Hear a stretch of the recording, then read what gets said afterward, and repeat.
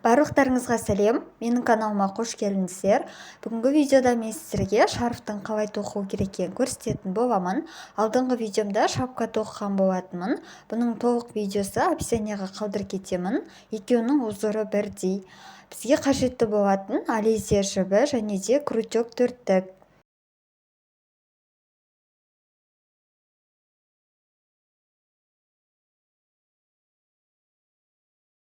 Ең алдымен шарфтың енін тоқып алатын боламыз.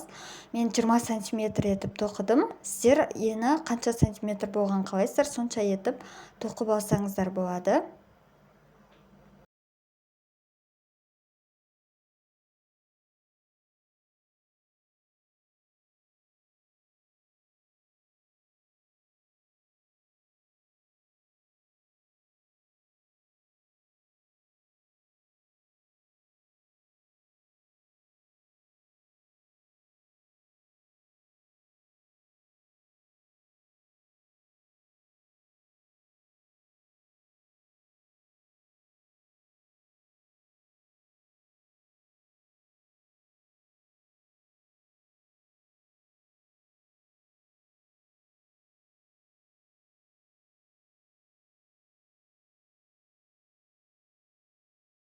Бірінші қатарында бір рет ілмектен өткізіп алып, без накидом тоқитын боламыз. Екеулік қылып, астынан өткізіп, крючокқа екі жіпті шығарып, сосын екеуінен бірде шығарып, дәл осылай соңына дейін толық тоқып аламыз.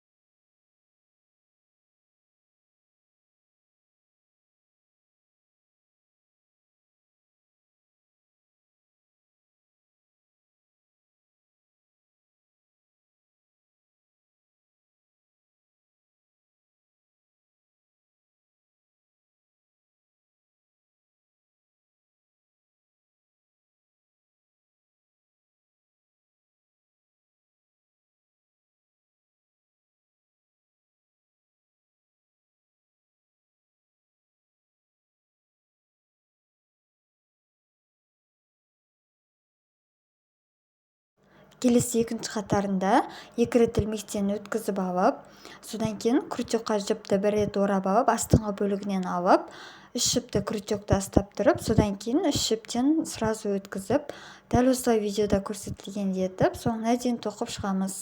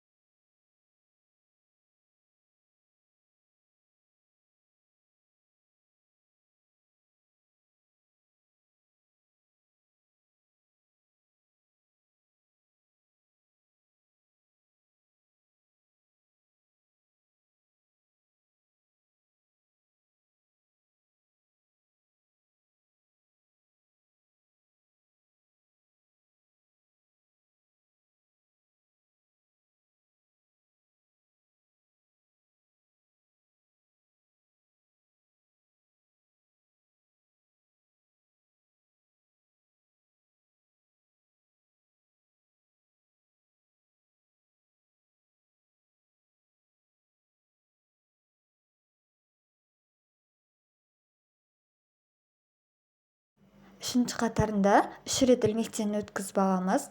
Содан кейін снайкитом екі қатар тоқып аламыз. Содан кейін бір рет ілмектен өткізіп алып, бір орынды қалдырып, екінші орынға тағы да снайкитом екі қатар тоқып аламыз. дәл осылай тағы да бір рет ілмектен өткізіп алып ары қарай 2 қатар тоқып дәл осылай соңына дейін жалғастырып тоқып шығамыз.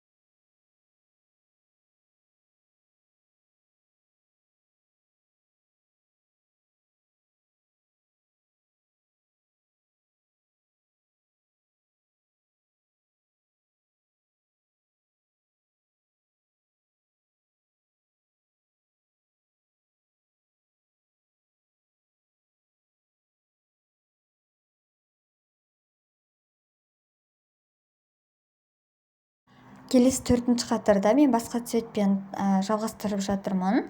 2 жіпті дәл осылай қосып алып, бірінші тоқыған жіптеріңізді осында қалдырып, келесі жіппен ары қарай тоқып кететін боламыз.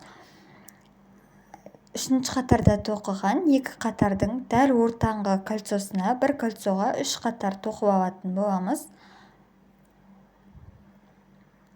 Содан кейін ары қарай жалғастырып, дәл осылай 3-ші қатарда 2 қатардан тоқып шықтық, ортасын ашып, дәл сол ашық жерге бір кольцоға 3 қатардан тоқып шығатын боламыз. Дәл осылай соңына дейін тоқып аламыз.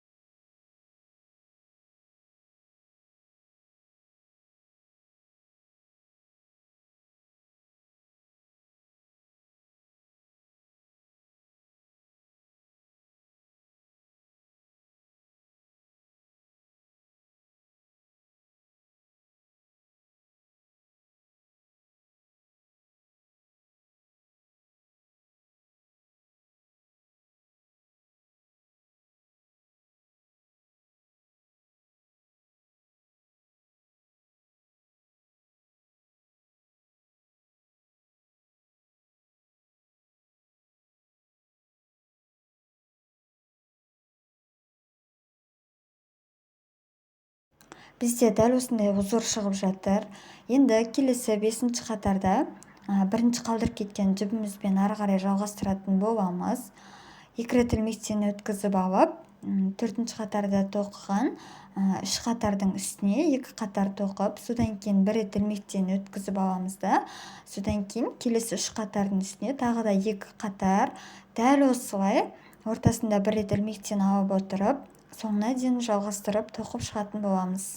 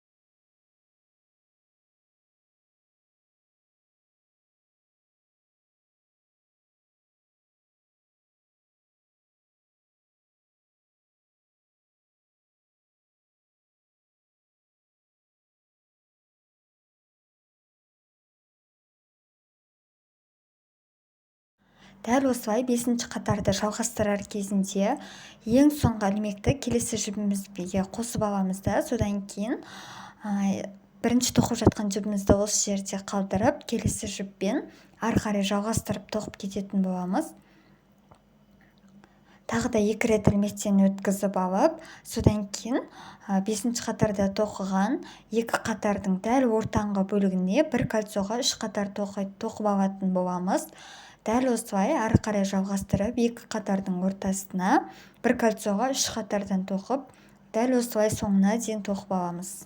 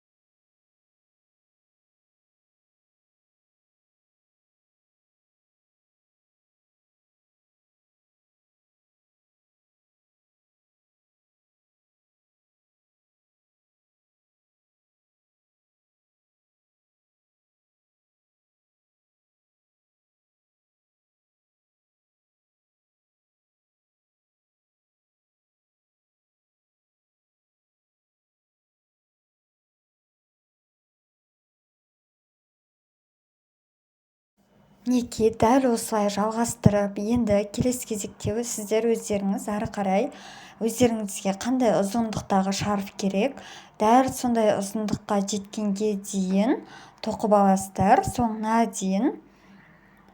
Мен барлығын көрсеткен жоқпын, себебі видео өте ұзақ болып кетеді. Әрі қарай дәл осы көрсеткенімдей етіп жалғастырып өздеріңізге керек ұзындыққа дейін тоқып аласыздар.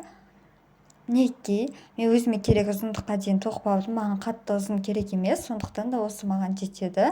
Енді ең соңғы екі қатарында біздер снайкидан 2 рет ілмектен өткізіп алып, ең соңғы қатарда тоққан екі қатардың үстіңгі бөлігіне 3 қатар тоқитын боламыз. Дәл осылай видеода барлығын анық көрсеттім. Дәл осылай соңғы екі қатарын дәл осылай аяқтап соңына дейін тоқып шығамыз.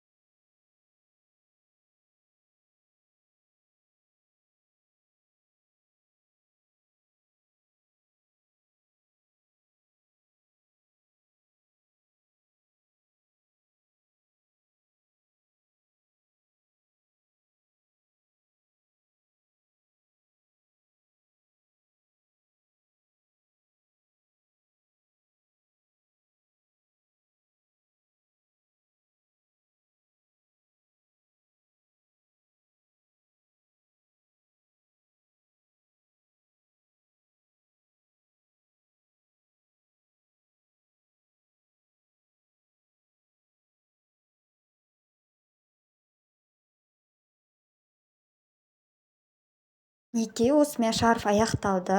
Назарларыңызға рахмет. Каналға тіркеліп лайк басып комментарий қалдыруды ұмытпаңыздар. Сау болыңыздар.